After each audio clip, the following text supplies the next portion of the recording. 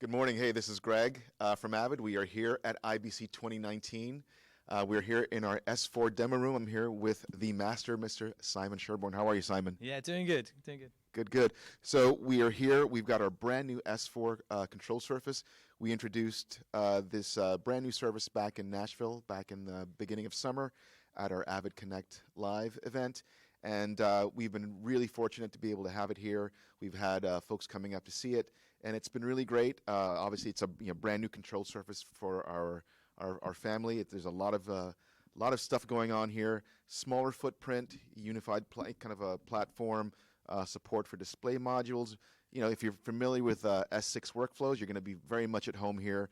The idea here is that we've got a surface that also fits, smaller facilities, independent users that want to be able to have those trusted workflows, trusted Yukon workflows. So Simon, you've been up here, you've been walking folks through, and giving them demos, and helping them understand a bit more of the surface. You've been spending some time with it yourself. Can you give us a quick overview of what's going on here with the S4? Yeah, absolutely. So as you say, this is very much based on the existing S6 technology. In fact, some of the parts of this surface are actually the same as we use in the S6, but it's just been reworked to kind of optimize it for a smaller footprint, make it slightly more affordable. So the screens that we have on here are the same as the S6. And what we've essentially done is add a new module, which we can take you through, which gives you the control of your faders and your plugins in a much more compact space. And the frame's actually different as well. That's much more tidy and compact, whereas S6 is very much aimed at customized builds. You can spread out, you can build it into furniture. This is more of a simple, kind of compact, all-in-one frame that you can sit on the desktop or just drop into some furniture. Yeah. So one of the things I notice off the bat, obviously it looks very similar to an S6. I mean, we've got the MTM. These modules are kind of connected. But one of the things I noticed right off the bat is, we've got a rake here, which kind of really improves the viewing angle, which is something that I know, folks have been, asking us to if we could do that. So we've obviously done it here. But you mentioned the frame. So with the S4s, we're going to be launching them with a couple of different configurations. Can you kind of tell us a little bit about what those configurations are? Yeah, so there's 3 sizes, 3, 4, and 5 foot, and they come in a sort of pre-assembled frame with a built-in power supply and a switch. And they generally come with one spare space. So if you had a 3-foot frame, you're probably going to have 8 faders and a center section, and then we leave a space where you can kind of grow into after that, or use it as a kind of script tray, something like that. So 8, 16 or 24 faders, so it's pretty simple. And then that extra section, you can also drop optional modules in. So if you need a joystick panel, if you're working with Dolby Atmos, or a film control panel, or another plug-in control bank, you can drop those into that extra bit. Yep. Beautiful.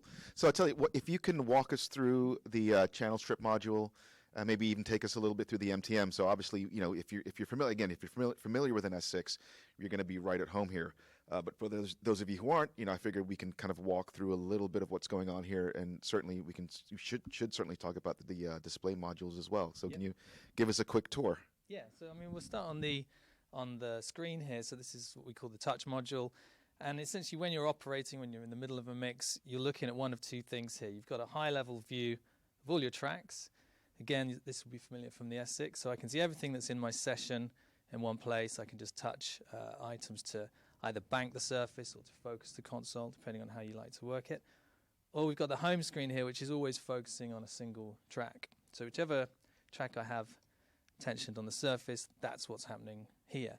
And the really nice thing is we've got really strong integration with the DAW software as well. So I can be clicking, looking at a clip on screen, and the desk is always going to be right there. So when you're editing, it's right under your hand. If you're mixing, you always see exactly what you're working on at that time. There's no looking for things. Mm-hmm. So in the past, a lot of these consoles, you're spending time trying to find things on there.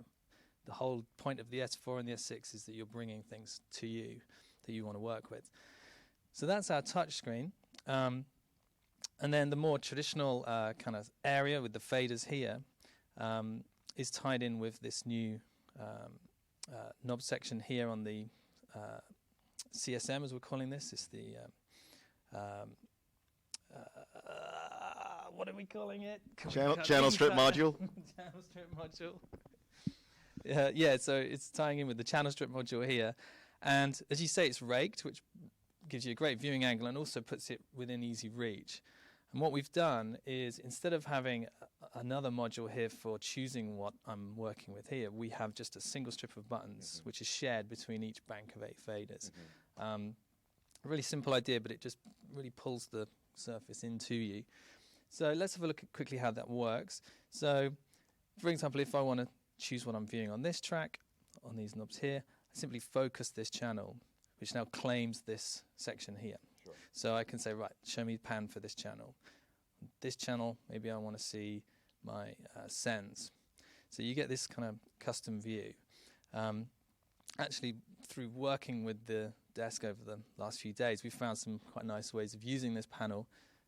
Using the all button, for example, on the desk, I can just switch the whole desk into different views. Okay. So that way I'm not focusing tracks, I'm just saying, right, show me all of my inserts on every channel, show me all of my pans. And it's a really fast way of working.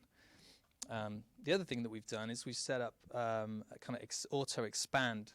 So for example, chances are if I want to look at the EQ on a track, I want a bit more control than the 4 knobs on a single track. So if I press EQ, I immediately claim the whole panel just for this track. And again, that's going to tie in with the software. It's going to open up my plugin. And if I want to look at the EQ on another channel, I just refocus. So yeah.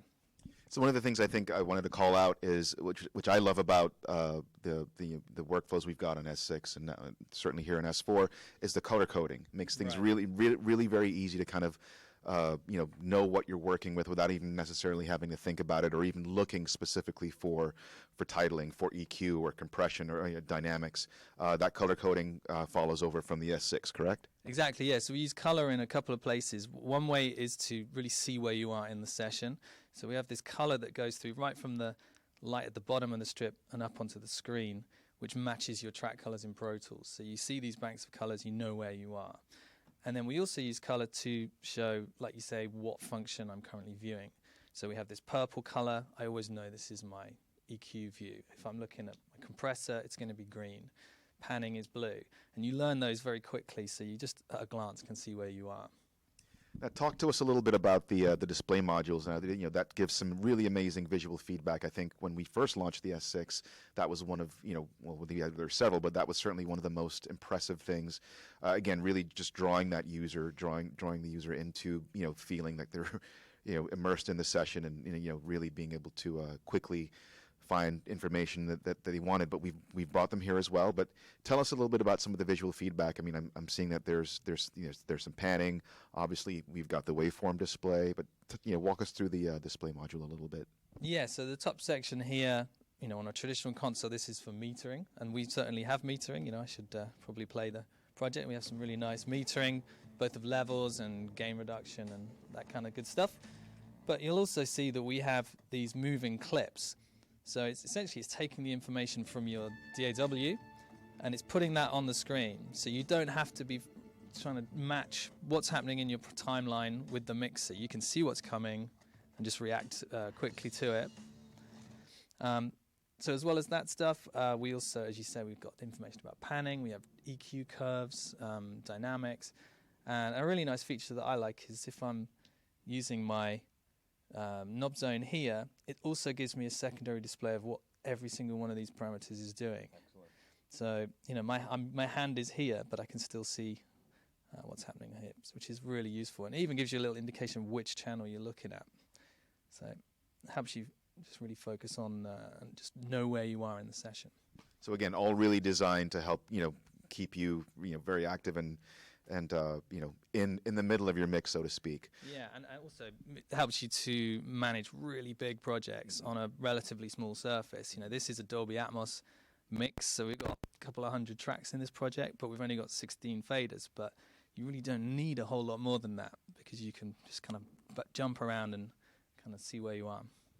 So one of the components that actually the S6 and the S4 share identically is the MTM. So Tell us a little bit about the concept behind the MTM, and it's kind of the heart, soul, and the brains of the S4, correct? Exactly, yeah. So, I mean, it gives us all of our kind of setup functions as well and management of the project. But then when you're in the heat of the mix, it gives you a traditional center section.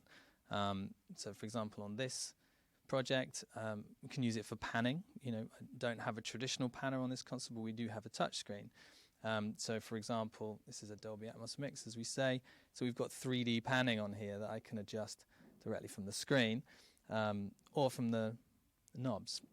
So that you get that kind of feedback. We also, some people prefer to do things like EQ from a center section, from the sweet spot. And so, of course, we can do that here. And then it also gives us a kind of navigation control, an overview of the project. So, I can set up my fader layouts from here. I can actually set this to move the desk to a particular place. There's a lot of options with the way we set up this screen, and people use it in different ways. Different ways, sure. Yeah. So you actually mentioned that this is a Dolby Atmos session that you're using here.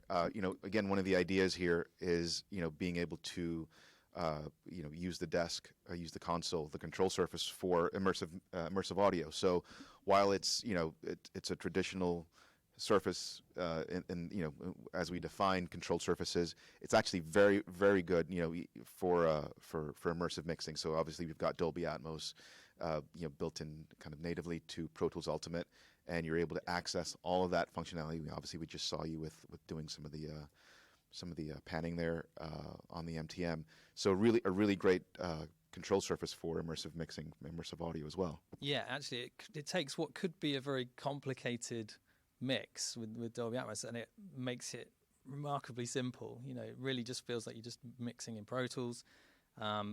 Gives you object control on the desk, gives you panning control. So yeah, it just kind of takes a lot of that complex thought process out of the mixing. Yeah. So I think the final thing that I just came to mind as we were talking about this is the fact that this is Yukon enabled control surface. So while obviously we're showing it with Pro Tools, we love Pro Tools, because it's Yukon enabled, it will work with any other Yukon enabled application. So if you're using Logic, Nuendo, etc., anything that's again Yukon enabled, S4 will work beautifully with it, which I think is great. So Simon, any last words on the S4? So yeah, so we're really excited about this. If you're at the IBC show, do come and check it out. We're hoping this is going to be shipping in the next few weeks. So yeah. Awesome. If you're interested, Simon, thank you so much. If you're interested, again, as you said, we're here at IBC in Hall 7. Make sure you come and check us out. Weather's been amazing, so do come spend some time. If you're not here with us at IBC in Amsterdam, do check us out on the web, avid.com/S4. Simon, thanks, man. Thank you. Appreciate it. Greg. We'll see you guys soon.